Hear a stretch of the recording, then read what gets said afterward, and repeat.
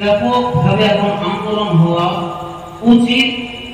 পাড়ায় পাড়ায়, শহরে শহরে, গ্রামে গ্রামে, এলাকায় এলাকায় ওয়াকফের যে মসলা, শরীয়তের মসলা হচ্ছে কোন ভাই আল্লাহকে ভালোবেসে যখন নিজের জমিনকে ওয়াকফ করে দিল, আল্লাহর পথে দান করে দিল, বিলীন করে দিল, ওয়াকফ করা জমি কোন ব্যক্তির নামে রেজিস্ট্রি করা চলবে না। কোন ব্যক্তি এই জমিটা আমার এই কথা বলা চলবে না, কেড়ে নেওয়া চলবে না।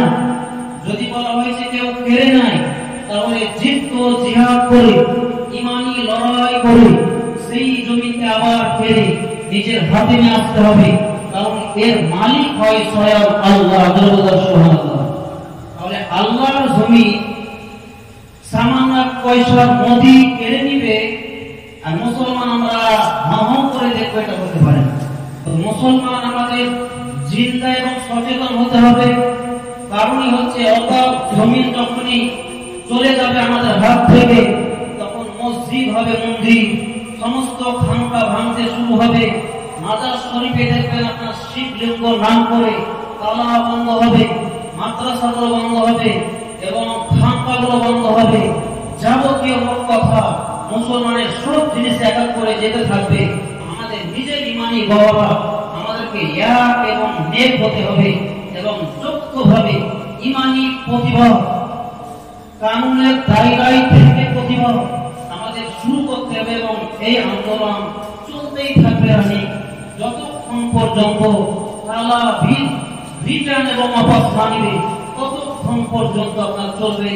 আজকে আপনার বৃহস্পতিবার বর্ধমান, বীরভূম এবং মুর্শিদাবাদ সহ কলকাতারও কিছু লোক গিয়েছে আপনার রামলীলা ময়দানে গিয়ে আজকে প্রতিবাদ চলছে দিল্লিতে গিয়ে। এই জন্য এই প্রতিবাদ আমাদেরকে করতে হবে এবং আরো যারা ভাই আছে তাদেরকে সঙ্গী হিসাবে নিতে হবে। এখন বর্তমান যে সিচুয়েশন, এতে মাযহাব কে ওহাবি কে দেওবন্দি কে সুন্নি এসব না করে সবাই এক প্ল্যাটফর্মে যোগ্যভাবে একত্রিত সমিত হয়ে প্রতিবাদী যখনই করব, তখনই লোকের সংখ্যা এবং সোশ্যাল মিডিয়াতে অবশ্যই ভিডিও হওয়া চাই। যখনই দেখবেন তখন দেখবেন অপাস নিতে বাধ্য হবে, এটা বাধ্য হবে। কিন্তু আমরা যদি চুপ থেকে যাই, ভয় পেয়ে যাই, তাহলে আমাদের সব সর্বনাশ হবে।